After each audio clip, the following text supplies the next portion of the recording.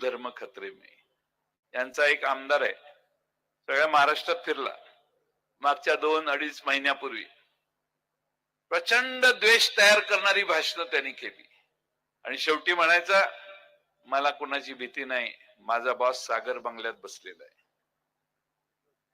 गृहमंत्र्याच्या आशीर्वादाने टोकाची भाषणं करतात, पोलिसांची केस पोलीस त्यांच्यावर घेत नाहीत. आमच्याकडे एकदा इस्लामपूरला आला हा बाळ, त्याला पोलिसांनी नोटीस दिली की तोंडातनं अपशब्द, धार्मिक वाद निर्माण करणारी भाषा वापरू नका म्हणून पोलिसांनी त्याला नोटीस पाठवली. त्याने सांगितले हे असलेले बघितले आणि मग काही अपशब्द पोलिसांच्या बद्दल त्याने वापरले. तो पोलीस म्हटला, रेस्ट हाऊस मध्ये बसलाय, बाहेर ये, तुला तुझी जागा दाखवतो, ये बाहेर, बाहेर थांबतो म्हटले. तो बिचारा उठला आणि आतल्या खोलीत जाऊन बसला. तोंडानं टोकाची भाषा बोलणाऱ्यांच्यात कधी दम नसतो. भारतीय जनता पक्ष हिंदू, मुस्लिम, शीख, इसाई यांच्यामध्ये अंतर वाढवण्याचं पाप करतात. हा महाराष्ट्र हा पुरोगामी विचाराचा महाराष्ट्र आहे. महाराष्ट्राची प्रगती ही पुरोगामी विचाराने, यशवंतराव चव्हाणांच्या विचारानं झालेली आहे आणि म्हणून तोच विचार शरद पवार साहेब महाराष्ट्रात पुढे नेऊन जाण्याचं काम करतायत. तुम्हा आम्हा सर्वांची जबाबदारी आहे पवार साहेबांना या निवडणुकीत पुन्हा एकदा प्रचंड असा आशीर्वाद देण्याची, पाठिंबा देण्याची.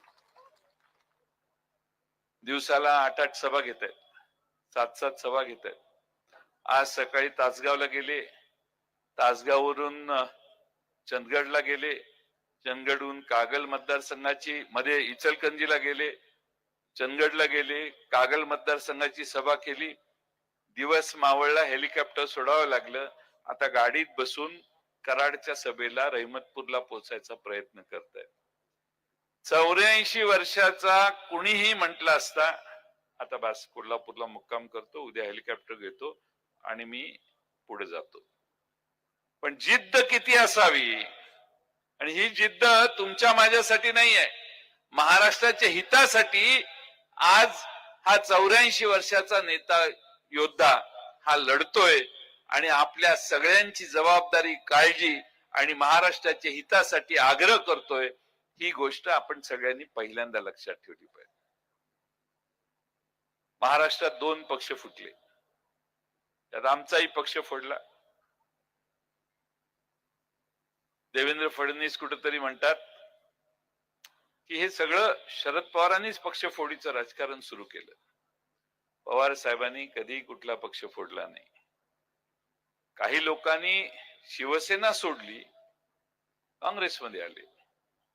पण इथं काय झालं, शिवसेना फोडली, 2 तुकडे केले.